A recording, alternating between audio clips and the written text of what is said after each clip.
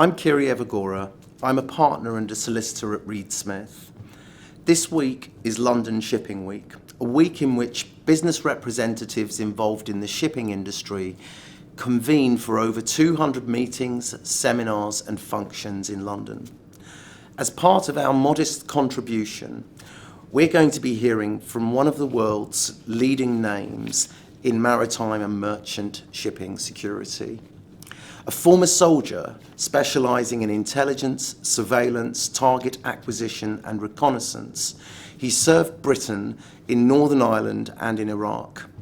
He's well known for his extraordinary expertise in maritime security issues and has spent the past decade of his career fighting the unique security risks and piracy challenges which affect many of our clients in the shipping and commodities trading industries. His name is Jordan Wylie. Jordan, welcome to Reed Smith. We're delighted to have you here. Thank you so much. Are cargo and vessel attacks still a major issue for the shipping and commodities industry in maritime and international trade? Yeah, for me personally, in my experience and what I see day to day, it's still a huge issue. I think we often look at the Somali-based piracy because that was the flavour of the month for many years, and although that has been contained, there are still other hotspots in the world that piracy, criminality and terrorism is a huge problem for the maritime security or the maritime domain. I think if we look at West Africa, for example, we've seen more incidents there over the last 2 years than we've probably ever seen before. But on the east coast of Africa, certainly the three pillars of security that have not eradicated but certainly contained Somali piracy. We saw incredible naval operations and investment in the region with EU NAVFOR, with the US coalition-led military forces there. We saw best management practices, industry basically educating itself on what to do in the event of transit in a high-risk area. And we also saw the use of privately contracted armed guards like myself, which some might say became a victim of their own success because no vessel was ever hijacked with an armed security team on board, still to this day. So you've seen quite significant changes and improvements evolve in maritime security over the last decade? Yeah, certainly where counter-piracy or anti-piracy, as we often refer to it, is concerned. When I left the military in 2009, dare I say, it was a very unregulated sector. You know, I literally left the military front door and I jumped on a ship having never been on a vessel in my life. I didn't have any qualifications. I'd never been on a boat before. You know, these people are incredible. They speak a different language. I didn't know my port from my starboard 10 years ago. But yeah, I was expected to be responsible as a team leader to protect these incredible, magnificent machines that are carrying the world's cargo around the oceans. That has come a long way since then. Now, you know, you need lots of qualifications. There are lots of hoops to jump through. You need experience. You need to go on lots of training courses. You need to make sure that you understand what to do in an emergency on board. You know, you need to be familiar with the life rafts, you know, all the emergency procedures. You need to make sure that you can fire the weapon system that you're going to be using. You need to have criminal background checks. A lot of selection and vetting goes on before a security operative gets on board a ship, but it certainly wasn't the case in 2009 when I first entered the industry.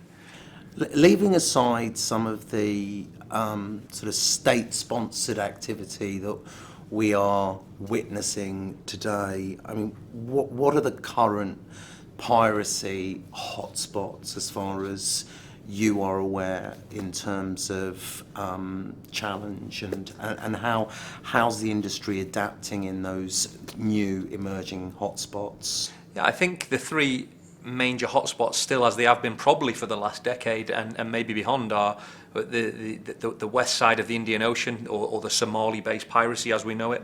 We've got the Gulf of Guinea and the waters surrounding the Nigeria area, and then we've got the South China Seas and the Malacca Straits, and they're all very different types of piracy in some respects. The Somali piracy was always the kidnap and ransom model. Essentially, the pirates would hijack a vessel and they would ransom for a fee, the crew, the cargo, and the vessel itself. And that was often a business transaction, and if all went to plan, normally, not always, people would not get harmed or hurt, although it wasn't always the case.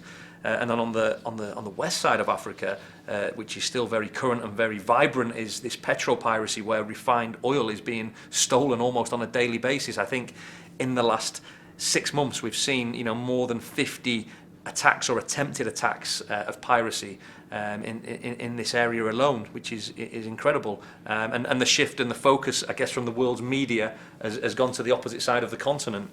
And is the focus there the underlying cargo itself, or are those also attacks which are essentially designed to generate revenue and ransoms from ship owners or cargo owners? Yeah, I think we're seeing a combination of different factors on the west side of Africa. But I think what is important to remember in all this is that problems at sea normally, and in most cases, stem from problems and challenges on land. And when we look at the levels of corruption, the lack of opportunity for people, we're working with some very complex countries here. The Somali pirate model, as I said, we look at Somalia as a case study, and this is an area that has been at civil war for 20, 30 years. It's still trying to stabilise its own government now with the federal government of Somalia. Most people are lacking in opportunity. Look at education and things for the next generation. It doesn't look that bright for me personally when I go and visit these countries, which is why I always try and tell a balanced story when I look at piracy. It's not a case of we're the good guys because we're protecting the ships and these are the bad guys. In fact, it's far from that, in my opinion. We have to put ourselves in their shoes and not forget to take our own shoes off when we look at piracy. So, Jordan, I know that you're no stranger to partnering with lawyers such as ourselves or insurers and business executives in relation to strategies and tactics on security. I also know that you are the author of a book called The Citadel, a #1 bestseller, which I've had the benefit of reading, where you describe in some considerable detail some of the quite harrowing experiences that you had in the line of duty, protecting crew, protecting ships. Can you share with us a couple of examples of the big events that happened to you during that period? Yeah, absolutely. I think, as I said earlier, it was a new career journey for me the moment I left the military. And the military and the private sector, when it comes to security, are very different. When you serve in places like Iraq or Afghanistan, you normally, with lots of people, you've normally got some incredible leaders, you've got a lot of support, and if anything goes wrong, normally within 60 minutes, a helicopter or a tank or something's going to be there to support you. Whereas, contrary to that, in the private sector, it's quite a lonely place, especially at sea. I used to say to soldiers who, as a soldier, you often think, well, I've seen most of the world and I've done most things out there, but I can assure you that there's no more place more remote on the planet than being in the middle of the Indian Ocean when you're perhaps a week away from, the nearest port or whatever it might be. And for me, I find seafarers incredible people because, to work at sea 9-10 months a year, some of these crews, this is their first home, it's not their second home. So their characters, their resilience is really special, and I was very privileged to work alongside these people who are transporting 90% plus still of global trade around the world. I always find it as it's almost a thankless task. We just take for granted that we have our phones, our food, our clothes, the things we have in our homes. We don't realise that people are working 24/7 to make sure our goods get there. And the only time we do realise that is when it's been affected by the so-called bad guys, when they've disrupted it, when they've hijacked a ship that's got, that LNG or gas, oil, whatever it might be on it, and then how it affects what's going on back home. But I did about 150 missions across the Indian Ocean in the height of piracy between 2009 to 2012. That was a time where Somali piracy was at its height. At one point, we had nearly 1,000 crewmen taken hostage at one time, in captivity. We had more than 30 vessels, cargo ships in Somali ports being held for ransom. So this was a multi-billion-dollar business at the time for lots of different stakeholders. As I said, I jumped on a ship in the early days, I guess, and I built up that experience, the hard way in some respects, because a lot of the weapons that I came across I'd never used, never seen before. I was working in mixed nationality crews where perhaps English wasn't their first language, and certainly Russian or Indian was not mine. So it was really challenging, but also incredibly rewarding. As I say, these are special people. But I think, we look at the pirate attacks that took place. I was involved in several incidents.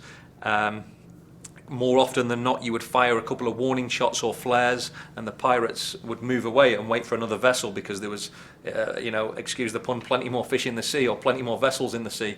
And only probably at that time, only about 20-25% of vessels were carrying armed security teams. So, only 1 in 4, maybe 1 in 5 were carrying armed teams during the height, and that grew quite rapidly. But I guess that the book itself was based on this particular story where I took a vessel from the Middle East into Somali port of Mogadishu. Mogadishu is renowned for being one of the most dangerous cities in the world, I guess due to its lack of law at the time when I was there. It was still recovering from a civil war. It was still trying to stabilize as a nation. And we were supposed to discharge our cargo, which was part of the World Food Programme. We were delivering rice, grains, to the people of Somalia as part of international aid. And as you guys will know better than me, depending on the flag of the vessel, depends on what laws are applicable to that vessel, and certain vessels do not still today allow the carriage of armed security on board. So in that scenario, the ship owner may decide, well, we still want an unarmed security team, which meant they would bring in people like myself to advise on contingency planning, and we do things like implement best management practices. We'd put razor wire around the freeboard on the hull of the vessel, we would put the fire hoses out, we would make sure all the doors were locked down, and essentially we'd be putting a plan in place that if the worst case happened and pirates boarded our vessel, people knew what their roles was and what to do. And I guess it was just for that, having worked in hostile environments most of my life, you do need a calm head in a crisis scenario that's going to take control and say, okay, bullets are flying, rockets are flying, but we need to get a grip of this situation quite quickly. And I guess that was our role in many respects. And unfortunately, as we say in the military, no plan survives first contact, and we were illegally boarded by pirates. We were supposed to discharge the cargo within 24 hours, and then what was hours became days. And as you know, in international logistics and shipping, there are always delays somewhere along the line. And our berth wasn't available for discharge. So we're literally sat outside the port of Mogadishu, a sitting duck, a target waiting to be hit, I guess. And I get a phone call or a radio call one morning from my colleague. He's on the bridge of the vessel, so the command station. And I was lying in my cabin, and he said, Jordan, you need to get up to the bridge very quickly. We've got armed pirates trying to board the vessel. And by the time I'd got up to the bridge, that was exactly what we saw. We saw armed men with AK-47s, rocket-propelled grenades, boarding the vessel. And that was where we then had to activate our contingency plan. And the drill, as we trained our crew in, was that when pirates have boarded the vessel illegally, we go to what's called a citadel, or a safe room, or a panic room for a better word. And what we do is we account for everybody in there, and we make sure everybody's safe, everybody's secure, and we sort of, I guess, barricade ourselves in and make sure nobody can breach our defences. And we've set in, what we do as maritime security professionals, we try and implement a layered defence system, and what we're trying to do is buy us time. So if we do call a rescue from the coalition forces in the region, or the Coast Guard, or whoever's going to come to our support, we've bought enough time that we've slowed the pirates down enough for the good guys to come and rescue us. So we got to the Citadel, all was going to plan. We secured ourselves in because, of course, we didn't have any arms, and if we'd had arms, we'd maybe been able to neutralise the situation in a very different way. But we're in the Citadel.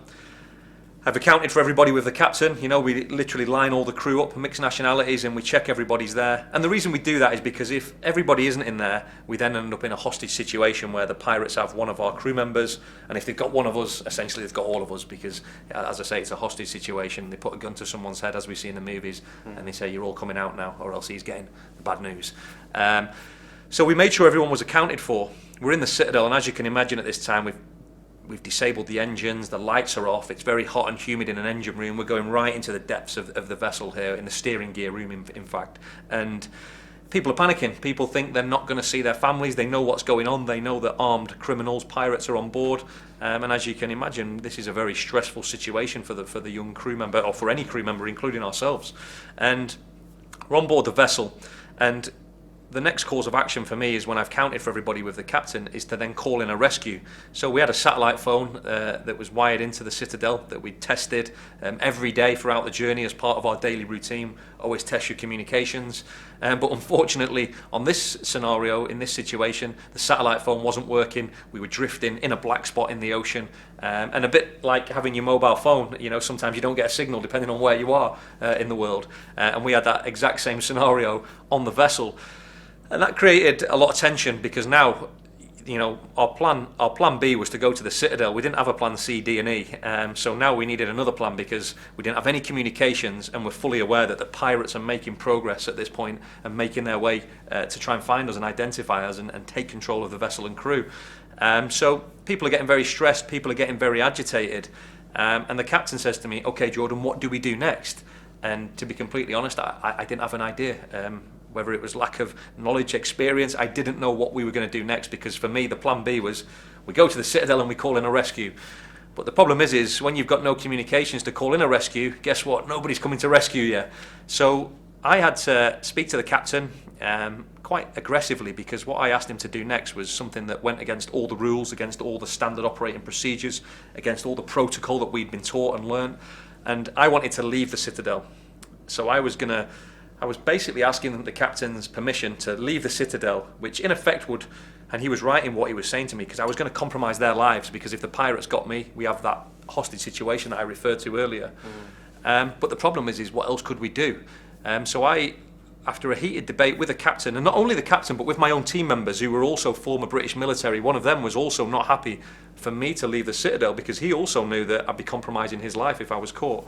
But I think, this is a unique situation, and I always say that standard operating procedures, whether it's in business in a law firm or whether it's in the Citadel off the coast of Somalia, they're designed for standard scenarios, for routine that we do day in, day out. This wasn't a standard procedure, so we couldn't apply standard methods to a non-standard procedure. And I think sometimes there are times in life that you have to break the rules, and if we look at pioneers, if we look at innovators, entrepreneurs, they're all people that have break the rules in order to succeed at some point, I find. And when I look back in hindsight, me leaving the Citadel with that satellite phone was something that I needed to do in order to secure the safety of the crew and the vessel and the cargo. So I took the satellite phone. I managed to find a different part of the vessel that had a signal. I essentially climbed up the funnel of the ship. You can imagine a ship's a big piece of metal, so there was a lot of signal blockage. I climbed up to an external part of the ship through the funnel. There was an emergency hatch on the back of the funnel, and I was able to call in a rescue from the military forces in the region. And we all went home for happily ever after, fortunately, and it became headline news. But yeah, it was an incredible experience. That was one of the sort of main features of my maritime security anti-piracy career. But there was occasions where we had shootouts, we exchanged rounds with the pirates, but as I said earlier, more often than not, if you fire some warning shots, the pirates would move away, because you've got to remember, they're bobbing around on a little skiff. These are typically quite young, they're poorly trained, they've got poor equipment, whereas the opposite side, we're on a very high platform on perhaps a container ship. We've got speed to our advantage. We've got a high freeboard. We've got ex-British military, some of the best trained forces in the world. We've got the best equipment in the world. We've got body armour, night vision, binoculars. The odds were always stacked in the security team's favour. The question was did the ship have a security team on? And did they implement best management practices? Because a lot of the vessels that were hijacked, and a lot of the vessels that insurers and lawyers would look at after hijack, was what measures did they have in place? Were they implementing razor wire? Did they have a contingency plan? Did they register with the UK Maritime Trade Operations in Dubai? And there was that lack of complacency. No different than being on the battlefield, being in the ocean. If you become complacent, that can become your worst enemy, whether you're a soldier or a seafarer. So Jordan, how does all of this experience acquired from that period and those sorts of events lend itself to the sort of challenges that we're seeing today in terms of state-sponsored activity or piracy. And in this context, I'm sort of thinking about what we're seeing going on at the moment in places like the Straits of Hormuz. Does any of what we've learned from the experience that you've described lend itself in these situations? Yeah, I think so. I think, firstly, it's important to... It's a very different set of circumstances. As you rightly say, we're dealing with a sovereign state now, which is a very different perspective and context. I think, can we take the lessons, and some of the lessons that we've learned over the last decade? Absolutely, because it comes down to conducting a continuous risk assessment, and certainly, I think, based on piracy, based on emerging threats, most ship owners, most company security officers, ship security officers, they're very well versed now in assessing risks, whether that's risk assessment or threat assessment. And with the Straits of Hormuz, we look at the sort of what I call the threat triangle. We look at the intent, the capability, and the opportunity. And what we can do from a ship owner's perspective is we can never influence the intent, because if the intent is there to do something or do harm to us, well, that's going to happen. If the capability is there in terms of the weapons they're using, in terms of the tactics they're using, again, that will happen. But what we can do in terms of the opportunity and that third sort of piece of the triangle is we can reduce the opportunity for the bad guys or the people trying to do us harm. And I think that comes down to implementing the excellent guidelines that have been developed by industry, people like BIMCO, OCIMF, ICS, the International Chamber of Shipping. Lots of excellent guidelines have been developed through the lessons learned over the last 10 years. And what we've done throughout the high-risk area over the last decade is we've had a voluntary reporting system, which means we're continuously communicating with naval forces, with regional authorities to let them know where we are at all times. But also vigilance. We can only ever do something about a security situation if we know about it, which is why I'm continuously encouraging seafarers, captains, bridge officers to be on the lookout all the time, and no more so when you're in the Straits of Hormuz. We've got British vessels in the region at the moment who are supporting through escorts, who are providing a response to British flagships, but they can only support you and provide a response if they know that something's not right, which is why, again, you need to be registering your vessel that's moving through that area with UKMTO, based out of Dubai, the Royal Navy's regional hub. Yeah.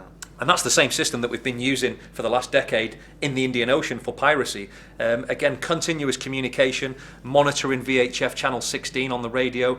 Again, because people can only help you and support you if they know that something's there. And one of the challenges is, it doesn't take long for a pirate or the Iranian Revolutionary Guard to board your vessel very quickly, whether that's from a rib or from a helicopter. So we only have a small window of opportunity to report something going wrong if we are going to report to the Navy. So vigilance is absolutely critical. So you mentioned continuous communication as kind of one of the tactics that we see being deployed as a risk mitigant in these sorts of hotspots and in general. Obviously, by definition, I'm imagining that that's going to involve technology, which brings me on to the theme of cyber security at sea. I know that this is something that you know quite a bit about, because I know that you launched the Be Cyber Aware at Sea campaign a few years ago. Tell us a little bit more about that campaign and the sorts of risks that it's designed to address. Yeah, I think, we're in a world now where digitisation we're very much immersed in, and the maritime sector and the offshore sector, it relies on technology now, whether we like it or not, and it's only going to grow and evolve. And I think one of the big factors in that is that the more connectivity we have, which allows us for more efficient operations, we just have to not forget that we expose ourselves to more vulnerabilities. And the Be Cyber Aware at Sea campaign was a campaign that I set up about 4 years ago now, and I spent 2 years doing a master's degree in maritime security, and my thesis studies were cybersecurity, the unknown threat at sea, and I wanted to basically understand what major ship owners, oil and gas majors understood about cybersecurity, and most importantly, what were they doing to mitigate the risk in this growing, evolving era of digitisation and big data? So it's very much focused on the human factor. My research highlighted that 80% of cybersecurity threats risk can be reduced by training our people and making them more aware. Because I think, when I go on vessels these days, there's that much technology. And the problem is we spend hundreds of millions on technology, but we're not spending hundreds of millions on training our people how to use this technology. And you can have the best cyber defense in the world, but if someone's going to plug a USB into the side of that ECDIS, the radar, whatever it might be, again, you're leaving yourself open to a minefield of criminality. And we see it every day. And, social media is another one. Most of the vessels these days, crew are online.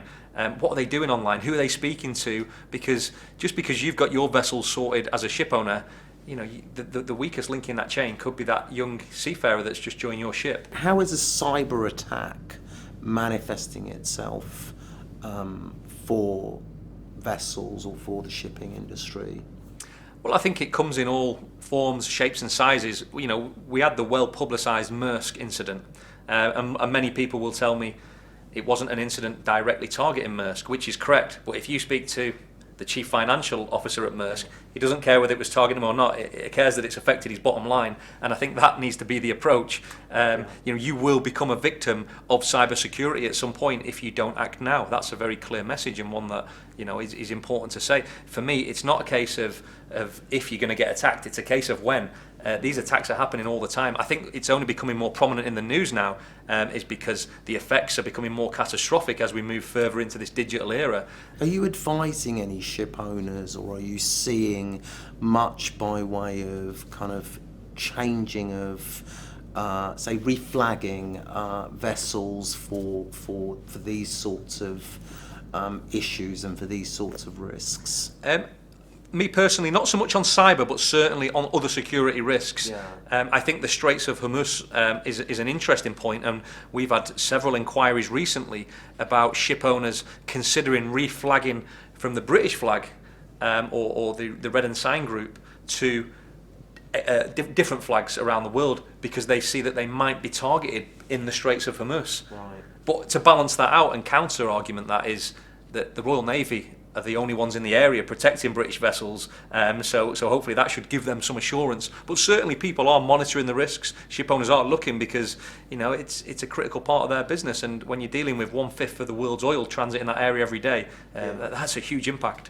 So, as a law firm, Reed Smith faces this industry from a number of different perspectives, not just from the ship owner perspective, but from the cargo perspective, from the oil majors perspective, even from the perspective of financial institutions that finance trade or finance transportation. So how would you kind of sum up the situation in terms of physical risk, whether it's piracy or other maritime risk for the industry as a whole at this time? I think as we move into the digital era of shipping and offshore operations, that creates a lot of opportunities, but it should be not dismissed that there are still huge security challenges out there, and I don't just mean in the areas that we've talked about today, in the Gulf of Aden, Indian Ocean, or the Straits of Hormuz. If we look to places like Latin America, we see the fallout of the crisis in Venezuela. We've seen a lot of illicit maritime activity in places like Guyana, in Trinidad, on the coastal states there. So maritime challenges are all around the world. Even in the English Channel, I was doing some work there just last week, and we're seeing migrants, refugees trying to make their way across to mainland, which is creating challenges for the Coast Guard, the Department for Transport in the UK. Maritime threats and challenges are all around us, and when we look at piracy alone, we have to remember that that's accounting for less than 1% of maritime security incidents. Although it's the sexy subject, so to speak, it's only a drop in the ocean where maritime security is concerned. I think for people like yourselves, for lawyers, insurers, business executives, the markets where freight is concerned continue to consolidate, it seems, is what I understand. Oil and gas transportation around the world is a very competitive market, and where there is lucrative targets, there will always be criminals that are evolving, and threats will evolve and continue to evolve. Cyber is a great example of that, but what I would probably say to finish is that where security and safety is concerned at sea, is fortune will always favour the prepared. Jordan, thank you very much for coming in and sharing your thoughts and your experience with us today. If you want to hear more from Jordan, he is, of course, as I've mentioned, the author of the autobiographical #1 best-selling book called Citadel, and it chronicles his experiences in almost all of the major piracy events of the last decade or so. Jordan, thank you very much. Thank you so much. Thank you.